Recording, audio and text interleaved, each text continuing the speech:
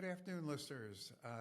Welcome to our podcast today. I'm very excited to introduce our guest today, who is Dr. Sharon Hausman-Cohen.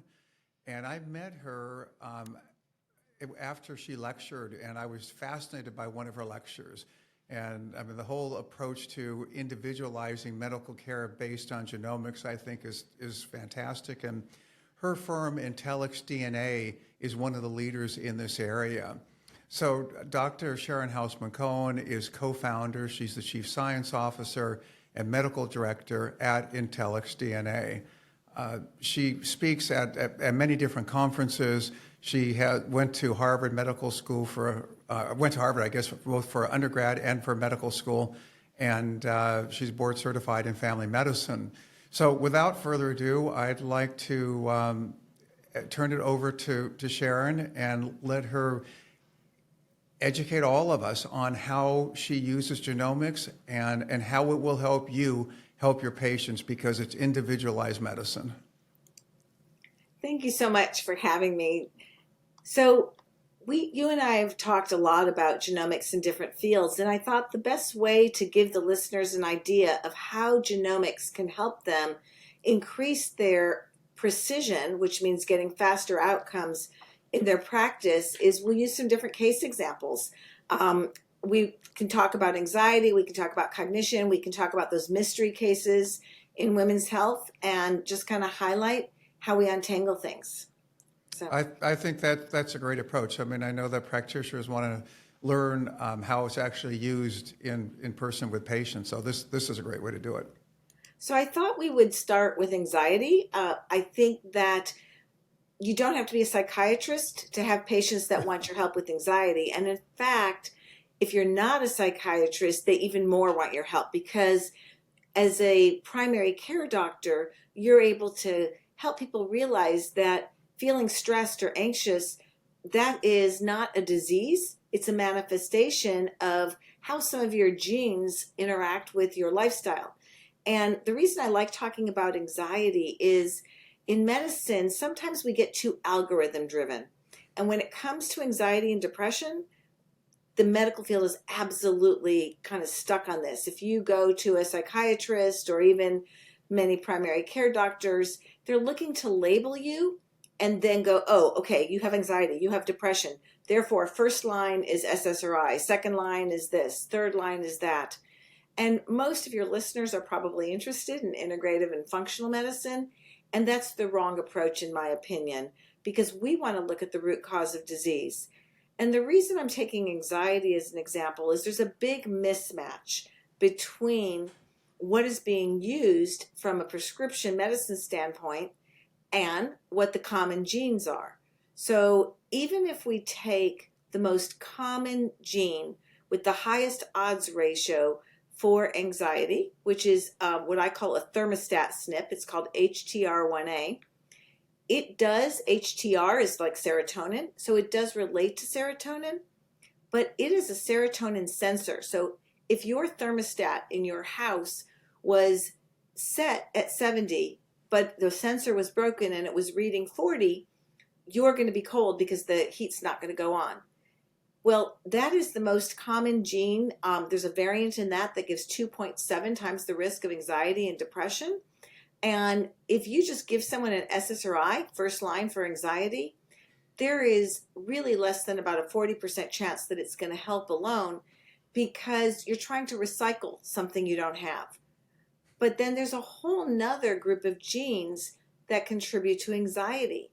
And so if you look at when we have Intellex DNA, we map out pathways. So with anxiety, how you process norepinephrine and adrenaline and dopamine, so the COMT gene can be important. How you bind your adrenaline, an adrenergic receptor can be important. How much orexin, which is a wakefulness hormone you can make, can be important. And there are really, if you look at 10 or 12 different genes that can affect anxiety, you're going to get better outcomes. And I'm going to give a short little example, if that's okay with you, Dennis. Absolutely. So there's a young woman, young meaning in her 20s, that came to me named Trina, not really her name, but we'll call her Trina. And her main complaint was anxiety, but she didn't call it that. She goes, I can feel stress in my body. I can be completely fine some of the time, but then if I'm worried about something, if I have a fight with a family member or a friend, or I don't do well at my workplace, or I just get upset about something, I get this like fight or flight response, and I just feel like I want to run, and I can sometimes even get kind of panicky or this hyper alertness. And she also had a young child, and said, I also find myself just kind of ruminating and worrying about my child. And so she doesn't have a problem with HTR1A. So we used precision medicine from the start. Had we given her serotonin medicines, first of all, it wouldn't have worked with what she wanted, because she wanted a natural approach, but it wouldn't have helped her. So we looked at her genomics, and they were really interesting, because she had COMT, which is very well known. It makes it so it takes 4 times longer to break down your norepinephrine, your adrenaline, one of the adrenaline pathways.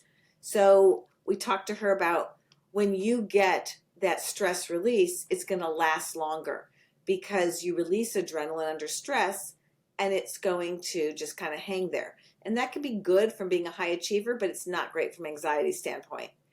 But then she also bound her adrenaline more tightly, and that's not so great if you already make more adrenaline. But then she also had a thyroid-related SNP that made her not convert T4 to T3 well in the brain. That gives a 50% increase in anxiety. She also was low on making BDNF. So 4% of the population don't make enough BDNF. Why does that matter from an anxiety and depression standpoint?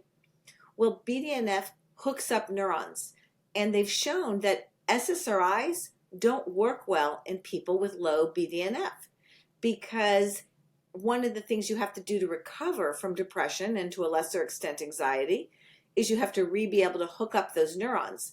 And that's why they used to say, oh gosh, if you have depression, you're going to be on antidepressants forever. Well, not if you get their BDNF up, not if you address the root causes. And so this was really fascinating to her, and it made her feel so much in control of things, because now we understood that adrenaline piece for the episodic anxiety, and the need to get her BDNF up, because it indirectly relates to serotonin. She also had a lot of gut symptoms. The adrenaline gene variant that she had was associated with twice the risk of what they call functional dyspepsia. When she was a kid, she actually was in the hospital for these undiagnosed stomach pains. Now we had an answer to that. When you make too much adrenaline and you can't turn that off, you shut off your gut. So what can we do for that? Well, there's a lot of different things that we did for her, but some of the things that you can do is you can downregulate the cortisol production with things like ashwagandha. You can help to calm the brain with things like B6 and magnesium. But for her, we also added thyroid hormone. We also talked about the importance of exercise.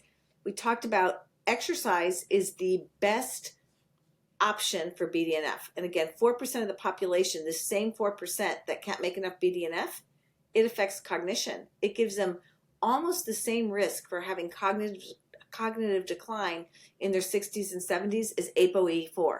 And people don't realize that. Does it matter what type of exercise? Are we talking about aerobic? Are we talking about any type of exercise? Aerobic. And okay. So absolutely. And so for her, we were able to talk about the importance of aerobic exercise. She was able to rearrange her schedule so she could have a little bit of flexible schedule at work, so she could get to the gym a couple days a week. And then we said, if you can't exercise, there are supplements like BDNF Essentials that have the components in them, green coffee bean extract, different other components. You can probably tell us all the things in BDNF Essentials, because I don't have it in front of me, but it's a whole bunch of things that have, I know that curcumin has evidence for BDNF, and we have lion's mane in there, which is a great anti-inflammatory. We have quite a few ingredients in that product. And so kind of talking about, well, how do we keep your BDNF up? And I'm a big fan of exercise. So that, is the first line. but again, an ashwagandha to keep the cortisol down. I've had other people that their issue is that serotonin sensor, but instead of giving them SSRIs as first line, I'm going to give them things that help them make more serotonin. For example, in your anxieties, you have very specific probiotics in there. You have Lactobacilli helvetica and bifidolongum, because those are the ones that can help make more serotonin. So and actually magnesium also works for TNF alpha, which also contributes to anxiety and stress. And so being able to understand root causes allows you to be much more specific in your choice of how you address it. For one person, you may be pushing serotonin synthesis. For another person, you may be increasing their GABA receptors and increasing their GABA, again, depending on the etiology. And for another person, you may be giving thyroid hormone because of DIO2. So, and the great thing is we are having great success in anxiety and depression with using genomics. And we even have a focused report that's just a less expensive short form report, spotlight on anxiety and depression, that can help people much more, in my opinion, than pharmacogenomics, because it helps find the underlying root causes. Well, that's fascinating. It's probably a good time of year to be bringing this up about anxiety anyway, right? With the holidays coming and how a lot of people react, from a stress standpoint. Absolutely. And again, a lot of these things like anxieties, BDNF essentials, you don't have to take them every single day. If you can do things naturally some days with the increased exercise and meditation, great. But if you're having a stressful day, you can use them kind of as needed. And again, knowing, is my anxiety basically because of adrenaline? Is it basically because of serotonin? Is it basically because of GABA? Is it because of the BDNF and the thyroid? Can help you be more specific. And what's also interesting, I think, is the research being done on the probiotics that you mentioned that we have in the anxieties, the whole bidirectional, between the gut and the brain. We used to think it only went in one direction. We now know it goes in both directions. And the idea that you can have published research on probiotics to help with stress, to help with anxiety, and I think one of the research studies also was on depression with these two probiotics, and it's very interesting. Absolutely. I have a patient who right now, that's the main thing we're working on, is fixing her gut, because she had so many antibiotics. When I did a stool at GIFX, she has so little, like undetectable bifidolongum, undetectable Lactobacilli helveticus, and her gut microbiome is so messed up that we're not going to get her under full control until we fix that. Right.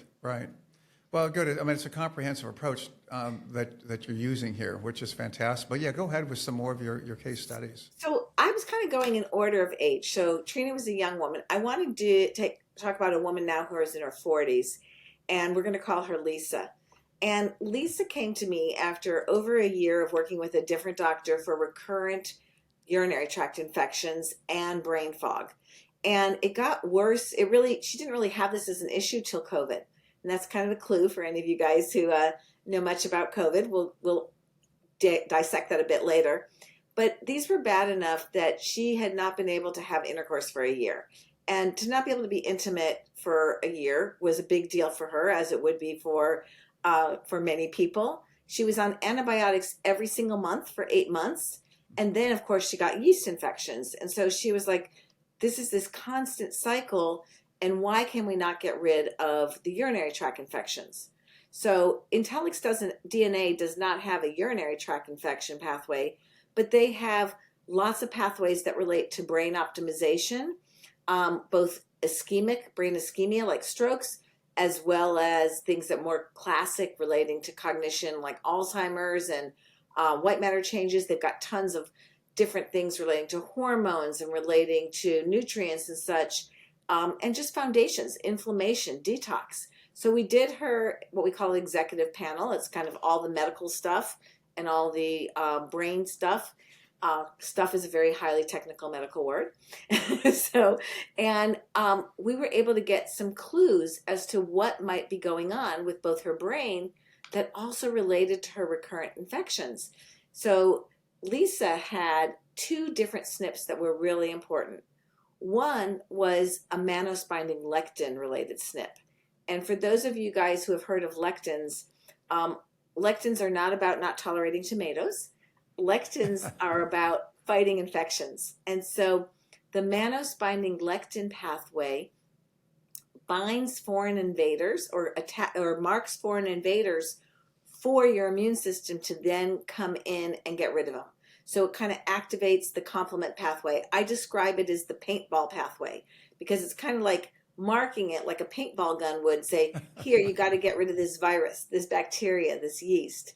And the thing about it, and I see you laughing, is, and it really is pretty funny because it's so important and so under recognized, but it's 12% of the population that have one copy of an MBL2 variant that affects the immune system. And then there are people that have two copies, 1 to 4%, depending on which copy, that it really affects their immune system.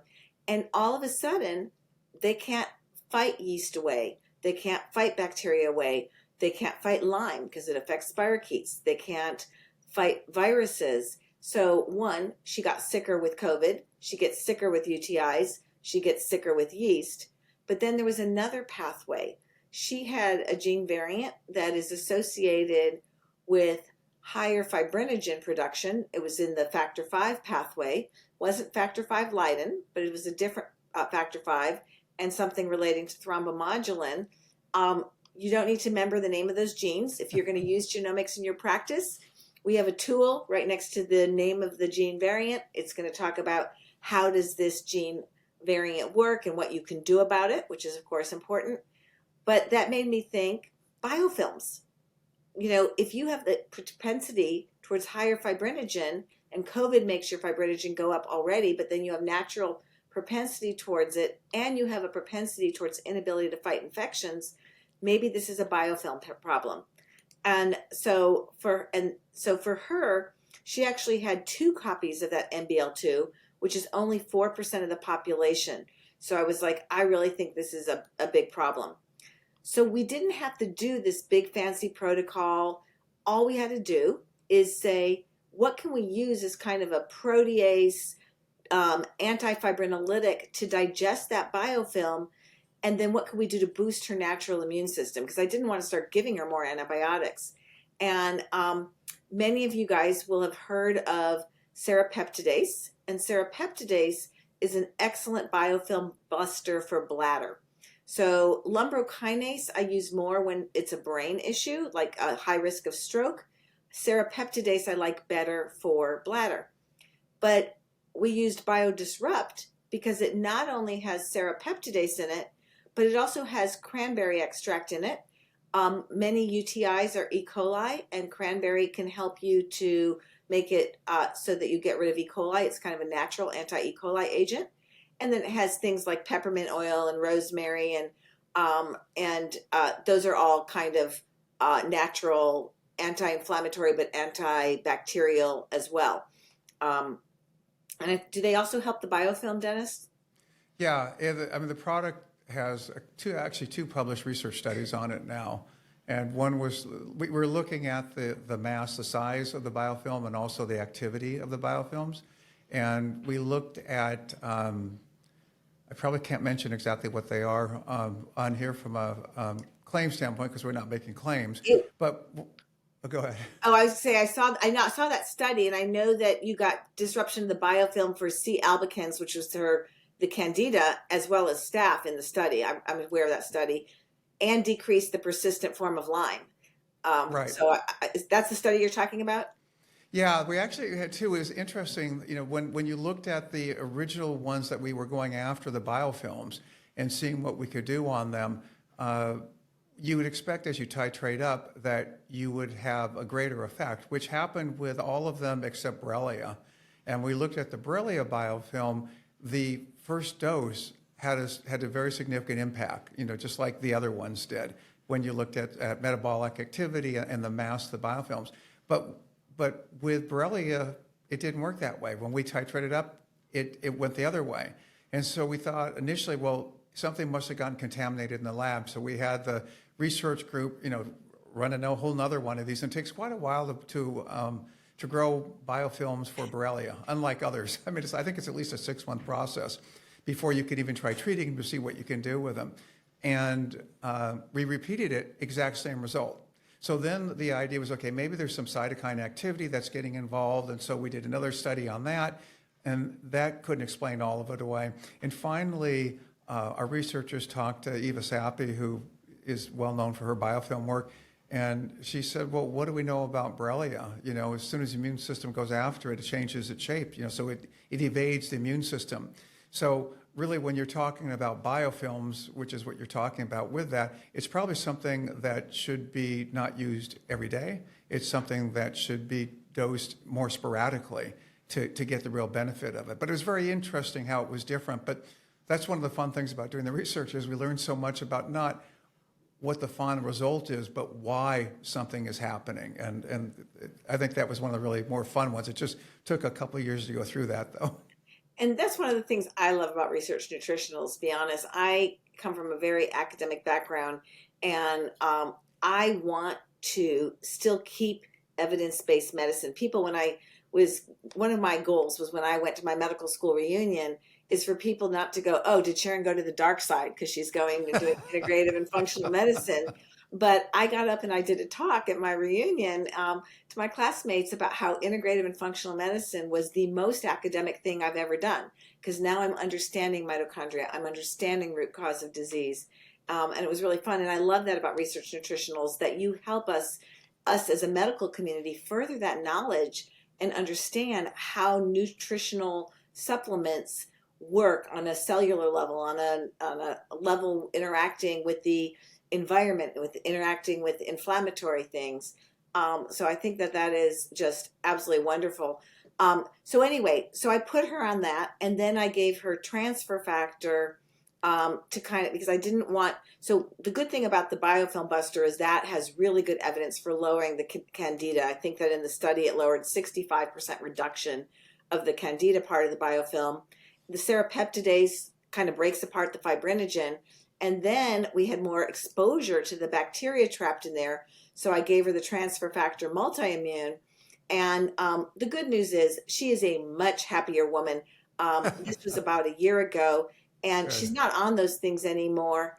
I also gave her some resveratrol because it upregulates mannose-binding lectin pathways and has some inflammatory things benefit as well. But within literally weeks, she's like, oh my gosh, it's been 6 weeks and I had sex again. And I hope this doesn't make this R-rated that I said that word. But we're doctors. I think we're okay. And she's like, and I didn't get a urinary tract infection. And it basically, she now has her life back and she is so happy. And it was so easy because the genomics gave me that clue of, oh my goodness, this woman can't fight infections, so I've got to hit the infection harder, but she also makes more biofilms. So that was a very fun, easy case. That's fantastic. Again, the idea of being able to personalize it and realize that one drug, one supplement, one mechanism of action is not going to work for everybody. It has to be, the body's so much more complicated than that.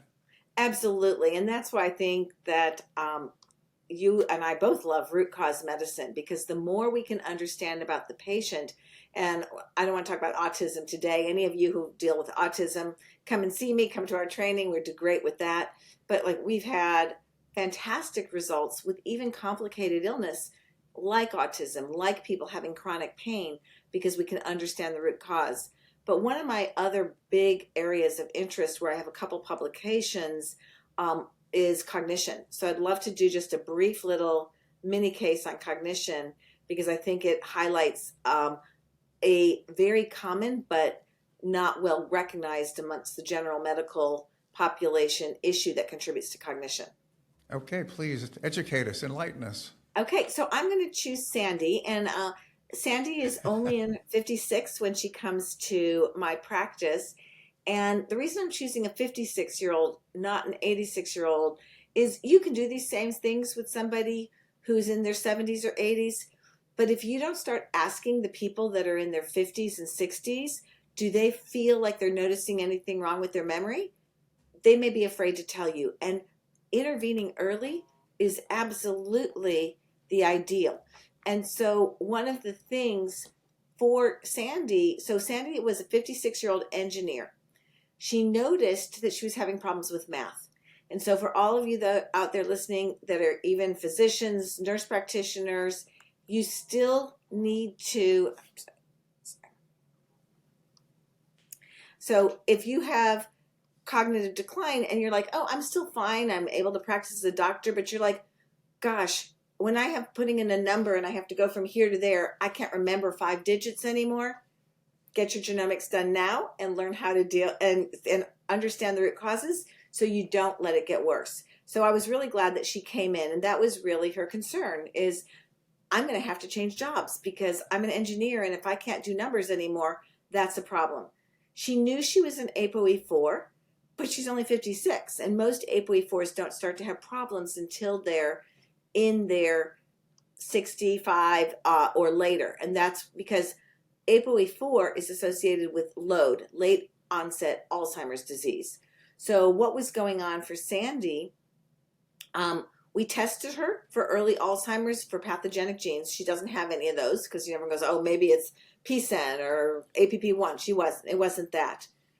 But for Sandy, it was not just about the ApoE4, it's what ApoE4 is in combination with. And that's, again, where Intellict's DNA can really help, because there are people who are ApoE4 that only have 1.7 times the risk of Alzheimer's. And then there are people with ApoE4 that have 6 times the risk of Alzheimer's with one copy, and all kinds of other combinations, because ApoE4 interacts with many, many dozens of genes. Actually, the substance, the protein ApoE4, interacts with 1,700 promoters. But there are known associations that can double or even triple the risk of cognitive decline that relate to TNF alpha, that relate to how your mitochondrial membranes work, that relate to your hormone receptors, and on and on and on. So ApoE4 individuals in general have higher TNF alpha. They have higher NF-kappa beta, so higher inflammation, and lower IL-10. But they also have lower BDNF. And so for Sandy, she had, in addition to her ApoE4, a gene that was in the promoter, so the on-off switch of her TNF alpha gene, that made her make 4 to 5 times more than average TNF alpha. So the first thing we had to do for her was bring down that TNF alpha. And there's lots of things that can do it. One of my favorites is lion's mane mushroom, Hericium erinaceus, milk thistle, curcumin, sulforaphane. They're all great for that. But then there was another gene that she had 2 copies of, and this was the big deal. It's a gene that affects the mitochondrial membrane, and then she had with it another gene that affects mitochondrial DNA and mitochondrial repair. So really what we were able to say to her is, look, we think the reason that, and it's not just our guess, that mitochondrial membrane gene, 1 copy of it gives 2.7 times the risk of Alzheimer's. 2 copies of it gives more than 4 times the risk of Alzheimer's. That's more important than her ApoE4. She only had 1 ApoE4. So but then even that gene that was the mitochondrial repair, it gives more than double the risk of Alzheimer's. So now and don't worry about the names, you guys, because again, we offer free training, happy to help you learn genomics if it's something you're interested about having a precision practice. But now we had a map, and we could say, okay, if we're only going to do 4 or 5 things for Sandy, what's most important? And the thing that was most helpful was addressing her mitochondria. So we used ATP 360. And the reason I chose that is because with mitochondrial membrane issues, which 75% of the time is co-inherited with ApoE4, so a lot of those ApoE4 people you've got, guys, have this as well, is that ATP 360 has the lipid cofactors needed to help repair those mitochondrial membranes. But it also has stuff for the inside for, acetyl L-carnitine and phosphatidylcholine's outside CoQ10, things that help both the inside and the outside of the mitochondria. I don't know if you want to add anything more about ATP 360. Well, also since you were talking about TNF alpha, the the published research on that showed a 19% reduction in TNF alpha. So for that patient also, I believe you said that she was high in TNF alpha. That would help there as well. I didn't know that. That's great to know because, yeah, I gave her lion's mane, but obviously the ATP 360 that we were giving her, and we started her on 3 capsules a day. I know that you told me more recently that if you're trying to kind of get someone to repair more quickly, you can start with like a boost dose of twice a day if you want to. Yeah, you can. There's certainly different ways of doing that with it, but I mean, it hits a number of different things with it. And we also, it's people think it's strange for an energy product, but we got a significant improvement in sleep with people, and we think what we were doing is helping calm down the central nervous system with TNF alpha going down, and so that was helping people sleep better as well. Yeah, I've been really surprised at some of the studies because some of my patients that have problems making CoQ10, which is again another gene that we can look at. We look at over 600 different gene variants with Intellig's DNA. But I've had people that were having insomnia and palpitations that the CoQ10 helped them sleep. So I think that sometimes we don't really kind of, we have unintended positive consequences when we address the root causes. And then the other thing that we gave her, the other thing was she also was more fatigued before she got the ATP 360. And so she was excited. And I know you have published data showing that ATP 360 improves fatigue. And so that's whenever I'm talking to my patients about ATP 360, nobody likes when I say, oh, it's 3 pills a day.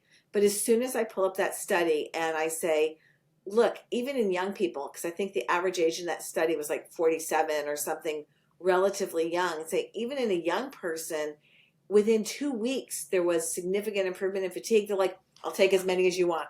Where's the ATP 360? Well, Because what's interesting is, I mean, so much more is coming out now on the metabolic system, and everything that's impacted by it. And I was at a lecture a few weeks ago, and it was by the psychiatrist, Chris Palmer. It was a fantastic lecture, and talking really about how that is really the center. And if you look at it a bit differently, might be one of the core problems that are causing a lot of the the mental issues that we look at. And so if you can deal with it, and as he was saying in there, the mitochondria is the center of all of that. So if the mitochondria is damaged and the membranes are damaged, as you were saying, you're not going to get the electron transport chain to work properly because it's located within the membranes. So putting, whether it's stabilized NADH or tocotrienols or any of these other things in, those will really help get the body to work the way the body should be working. But it's fascinating what you can do when you look at the science of why something is happening and then try to build a product based on that to help. And obviously the genomic research that you do and your precision medicine is the key to this. And well, thank you. We enjoy doing the research and getting the outcomes. The other gene, I always kind of say, if you want the next version of ATP 360, make one that also has like 2.5 milligrams of folinic acid in it, because there's another gene that affects cognitive decline and gives over twice the risk of Alzheimer's, that it affects the mitochondrial purine and pyrimidine synthesis pathways. And because it's the 3 steps before MTHFR, it responds better to folinic than it does to methylfolate. But I also gave her a little bit of leucovorin and prescription folinic acid. And between addressing her, we also addressed a few other key genomic factors. So her final plan was the ATP 360, folinic acid, lion's mane, sulforaphane, extra curcumin, because she had so much inflammation. She had IL-1 alpha and IL-1 beta, exercise, a mildly ketogenic diet to start with. We later transitioned her to Mediterranean. And we did, she was going through menopause a little bit early, and we did an estrogen patch. And she really thought she was going to have to switch careers, but she got so much improvement that she was soon feeling sharp again. So she is still an engineer, and that was about 5 years ago. That's 4 years. fantastic. It was right whenever ATP 360 was coming out, because at first we had ATP Fuel, which was 5 pills, and then we went to ATP 360. Right, right. Well, and it's really interesting too, all the research that's coming out, and I think you're right when you're looking at cognition issues, because the research shows that even in the mid-20s is when we start seeing declines typically in people. And it may not be noticeable, but there, even some of the ways they're looking at it, like, puzzle, ability to do puzzles as quickly, for quite a large percentage of the population starts deteriorating in the mid to late 20s. And then there's other things in the 30s. I mean, it happens a lot earlier than we think. And I think that's just a really important point. I know that we start screening all our patients. We'll use CNS vitals when they're 50 because it's a computerized test. It's more granular than getting at just like a MoCA or a SLUMS. And we do sometimes see people, and we probably need to go earlier. Sometimes we'll do it in the 40s. But there are some things that are so basic. There are people, 18% of the population don't transport B12 well to their brain. That's such an easy fix. You just give them more B12. So I think it's a good point that we need to be looking for it. But the reason that we developed Intellig's DNA is people were coming to us with during the 23andMe revolution and saying, I got my genetics done, my genomics done. Can you use this to help me prevent Alzheimer's? Can you use this to help me prevent Parkinson's, macular degeneration, diabetes, heart disease, whatever was in their family? And there were no tools out there that really made genomics actionable. And so what we don't want to do is just tell people, oh gosh, you've got this gene, you're at higher risk. We want to help people understand what are modifiable root causes that can affect your health. And that's why we always look at a wide variety of types of inflammation. There's mast cell inflammation, and there's CCL2, which is more tissue destruction, and there's IL-1 beta and autoimmune, and they're all different genetically. But we look at all these foundational pieces, and we have genomics that we use it routinely in our practice. We're family medicine, and we have kids as young as 1 month old that we've done their genomics because mom and dad had some things that they want to prevent. And you just get healthier, happier human beings because you can help them know if you only need 3 or 4 things, if you were going to only do 3 or 4 things, diet, lifestyle, and supplements, what would be the most effective for you? Or if you have family history, something more severe, and you're starting to notice symptoms, diabetes, anxiety, depression, cognition, on and on and on, autism, what can we do to make a targeted plan and get you well? And that's where I think genomics can really help your practice. So when a practitioner decides, hey, we want to work with Intellig's DNA, what is the approach? I mean, they obviously contact you, but what is the educational aspect of it for them? That's a great question. So we realized, we're the genomics being used in Dr. Bredesen's cognition studies. Interesting. I don't think I knew that. That's very interesting. Yeah, Kat Toops and Anne Hathaway, and the study that was published in the Journal of Alzheimer's now a year and a half, almost 2 years ago, they used our genomics, but they are also using it in their current study, which is larger. But even when we took thought leaders in the country on the topic of cognition, we realized they didn't learn genomics in medical school. I didn't learn genomics in medical school. So we developed a really strong training program. So anyone who calls and they would go to our website, which, just so you know, it has 2 L's and 2 X's, INTELLXX DNA. It's for an intelligent approach to DNA, and the co-founder and I are both women, so the 2 X's. They schedule a tour. Yeah. I didn't know that either. Yeah, that's how we got our name. I knew about Carol, but I didn't know about the 2 X's. Okay, I'm learning a lot Carol here. is our co-founder. And we have a virtual training program that as soon as you order your first report, you get free access to it. We kind of affectionately call it Genomics University. You just don't get any university credit. You get a little seal for your website. But we also have a mentoring program, because one of the things that physicians have told us is, okay, we're getting all this information. How do you take this information and make it into a nice, neat little consult that's not going to make me crazy or the patient crazy? And we show them, we say, okay, map out what are the key inflammation things. And eventually they map it in their head. What are the key detox issues? What about key nutrients?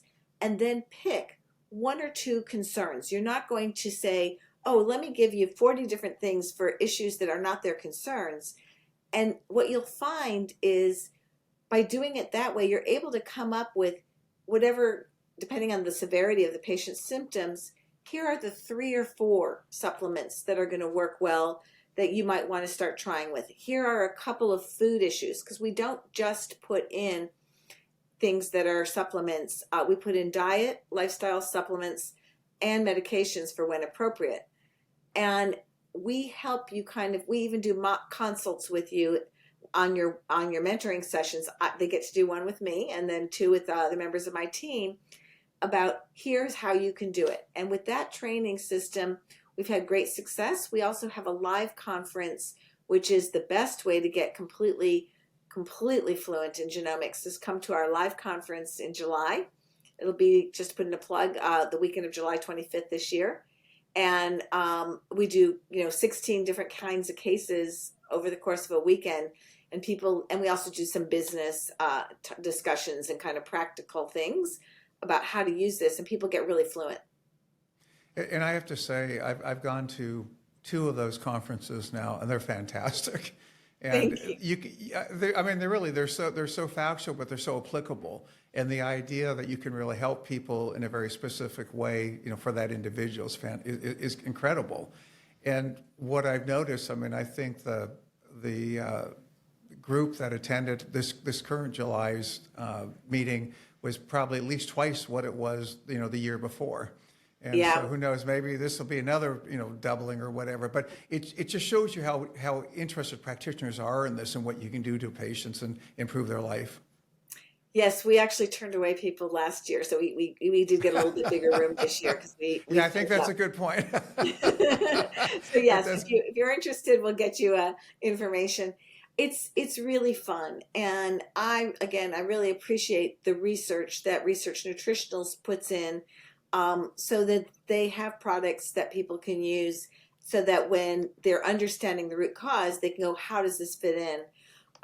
But using genomics has been not just life-changing for me, but as I get the privilege of training physicians and other clinicians across the country, it's been so amazing. I had one naturopath this week that I was working with. It was her 3rd report. So, but she wanted to tell me about the 2nd case because her 2nd patient was 5 weeks out now, and she started to tear up because the 2nd patient was a child whose parents brought her this child because of learning differences. And this child, he was in 4th grade and could not read even one word yet. He was not even reading at a 1st grade level. He had severe problems with mitochondrial things. He had some mitochondrial things, but not the typical autism like folate receptor. But his main thing was that he had significant problems absorbing choline. And so she said, I just did a few starting things. There were some inflammatory things, but nothing crazy because it was a kid. And she said he came back at 5 weeks, and his mom said he's now reading at the 2nd grade level. To go from 0 to 2nd grade in 5 weeks, and then he came because of behavioral issues. And she said the behavioral issues were gone in 1 week. So know that we're not going to always improve your patient's symptoms in 1 month or 2 months, but I think that if you are interested in functional or integrative medicine or the root cause of heart disease or diabetes, or even with our patients with Lyme disease or co-infections, we're finding it really helpful. Not that it tells us how to treat the Lyme disease. You can go to iLads or study with Tom Moorcroft for that. But because then you understand, why does this person get the swollen knee and this person get the brain symptoms? And it helps you get rid of the symptoms that the Lyme disease causes while you're also treating the Lyme disease. And you know what I think is probably also true, and we have found this, like when we were talking about the ATP 360 before, it's not just for people who have maybe specific issues, from health standpoint that, they really need help on, they have mitochondrial issues or whatever, but we have elite athletes using the product also, because a lot of the mechanisms that are a problem for patients who are having other issues impact elite athletes because of what they do to their bodies.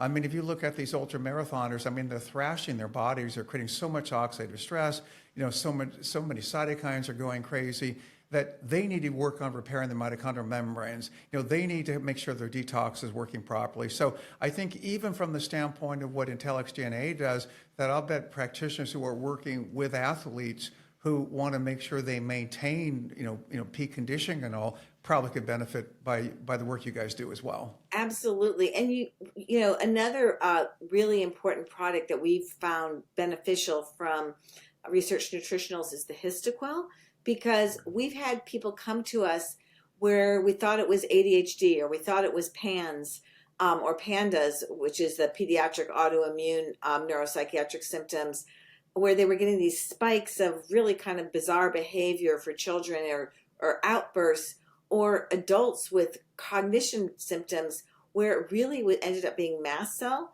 And one of the things I really like is that one of the problems with some of the mast cell related SNPs is if you have combinations of IL-13 and IL-4, which by themselves don't cause that many problems, you'll start to switch in response even to infections. You'll switch your B cells to making IgE, and then you'll start activating your mast cells. And so Intellex helped me understand this little girl who, when she got sick or her brother got sick, she started acting like she had autism, even though the rest of the time she was fine. And, again, doing bizarre behaviors and hiding in a corner and not being willing to go to the bathroom on the toilet and all kinds of things, even though she was 8. But then once you start addressing the mast cell, once we saw the genomics, we knew that she was doing this kind of switch, and that when she was getting sick, she was creating an allergic reaction. She also would get weird behavior or the bizarre behavior if she played too much in the grass. So you can help. But the thing is that a lot of the supplements that address the histamine pathways are not addressing IL-13. And one of the strongest things for IL-13 is Perella, which is, I'll let you tell what Perella is, but it's a seed that has a bunch of other things in it. And that's the only product out there that I know of that has Perella. Well, yeah, and I mean, there are a number of nutrients in there that I think are really helpful, but it's the combination of looking at two mechanisms. One is blocking as many of the histamines from being absorbed into the cells, but the other part is, can we reduce the amount of histamines being released from the cells? So there's two different mechanisms in that Histoquel product, and we're excited because that's currently under research at Northwestern University now. And so, I mean, these are the type of things that I think are fun. I feel like we're a kid in the candy store when we get to start new research projects. So. Absolutely. And it's really important because, so from a genomic standpoint, you're right. If you can stabilize the mast cells, that's really important because, again, some people's symptoms are because they over-release IgE. Some people's symptoms because they bind the IgE too tightly. But there are people that if you give them steroids, there's a genomic variant, about 8% of the population. If you give them steroids, they release more IgE instead of less. And so being able to address the root cause and understand it just makes so much sense. And I was just working with a patient today that a teenager who is having horrible allergies on Zyrtec. And I'm like, okay, you have to stabilize your mast cells because of your genomics. Let's try the Histoquel. It's not going to make you sleepy because he's applying to college. So whatever age you are when you're applying to college, so maybe that's 17 or 18. Gosh, I'm getting old that I can't remember those days anymore. Maybe that's intentional, right? I want to put it out of our, yeah. I'm going backwards to what markers we see in grandchildren, not yet there. So anyway. This is fantastic. It really is, Sharon. I mean, you're just so insightful in what you're doing, and I love how you're helping people and helping practitioners, do better with their patients as well. Well, thank you. Thank you for having me. And anybody who is listening who wants to get trained, we are what's called a clinical decision support tool, which means that because we give so much information regarding mechanisms of action, but also interventions, we give diet, lifestyle, supplements, and medications, but we also give information on typical dosing and all of that. The FDA does restrict us a little bit regarding who we can sell to. So we can't sell to consumers, but we can help you find, if you're a consumer, find a practitioner that's trained. But we can sell to naturopaths, DOs, MDs, PAs, nurse practitioners.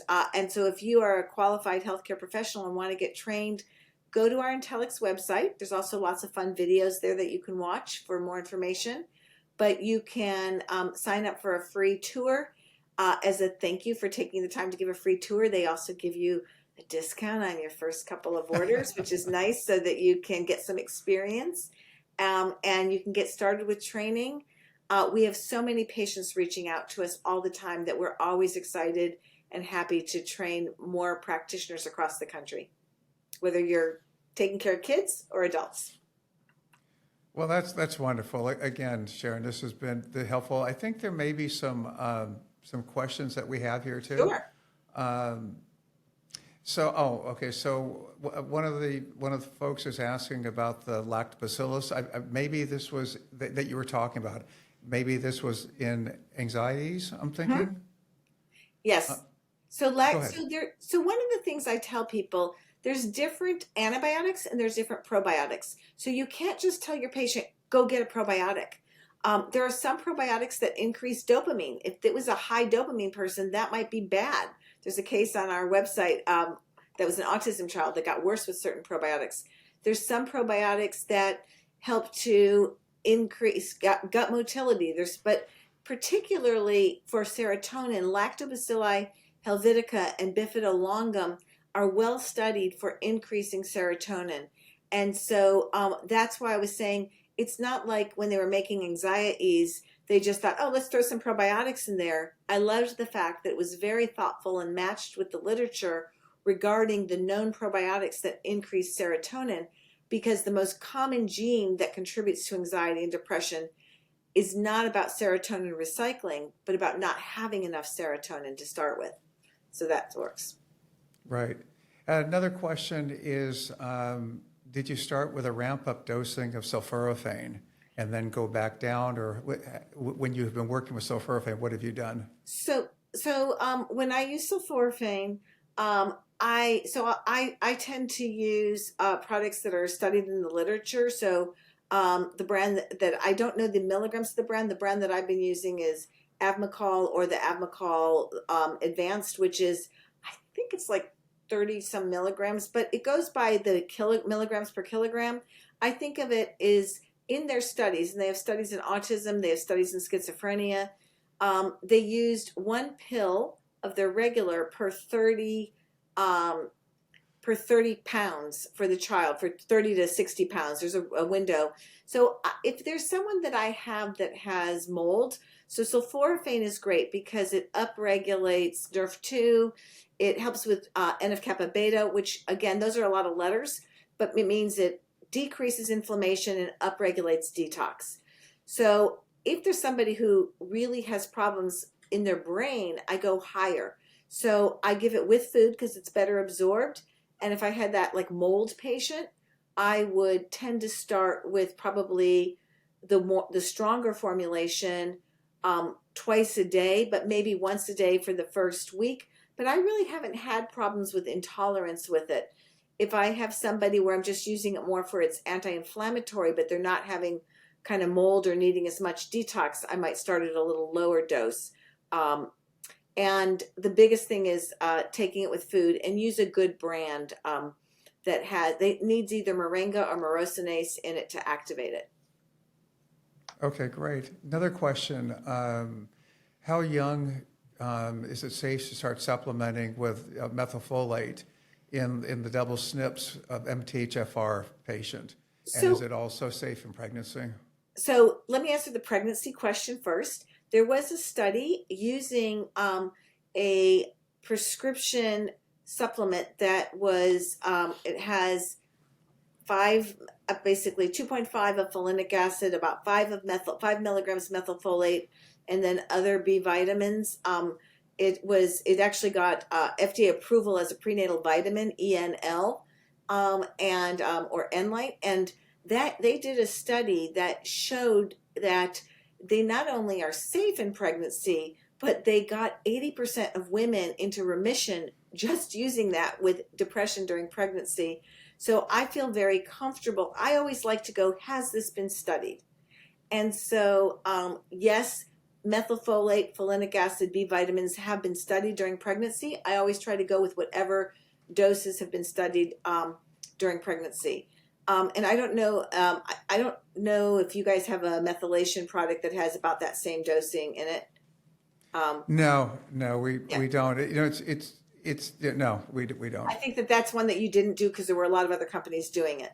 And sometimes There's that, makes and the sense. other thing, we is the concerns with people with methylation issues, and do you want to have? I mean, as a separate standalone product, I think it's great because then you can really target it where it needs to be. As part of something else, which is what we originally had, it didn't work as well that way. Yes, and then the question was in children. And so I'm going to say that what we always tell when we're training clinicians is there's not always recommendations of specific dosing for young children. So you need to use your clinical judgment. That's the whole reason we only sell to licensed healthcare professionals. But we know, for example, folinic acid, for example, has been used up to very high doses in children with autism and helps recover speech. Methylfolate, when I'm starting it on a young child, I will often start with a low dose, a product that has 1 milligram in it. But there are a number of products that are made for children that have a combination of methylfolate and the B vitamins, the B12, a little B6 in it. I do think that if you are starting methylfolate, you want to make sure that somebody has enough B vitamins. Sometimes if a child doesn't have enough B vitamins like B12 and you start methylfolate, it pushes that recycling pathway a different way and they can get hyper. So just be aware of it. And again, that's why we use genomics. Does this child need folinic acid? Do they need methylfolate? Do they need B6? Do they need B12? It's not much fun to draw blood on children. So if you can get a little bit of a starting idea based on their genomics to start to get them better, you're not going to need to draw blood right away. Now, if you're using long-term products that are like, if you're going to be using zinc for a long, long time, you may eventually need to draw blood. But it's nice to be able to have the genomics to kind of give you a roadmap as to what an individual might need, get them started. And then once they see that their child's getting better or that they're getting better, they're more willing to say, okay, well, let's do some monitoring if you feel like you need blood. Wonderful. Well, we're out of time at this point, but again, Sharon, thank you so very much for this incredible discussion and the wonderful work that Intelix DNA does. So this has been an absolute pleasure. Well, thank you for having me, Dennis. It's always a pleasure to talk with you. All right. Have a great day. Thanks. All right. Bye-bye.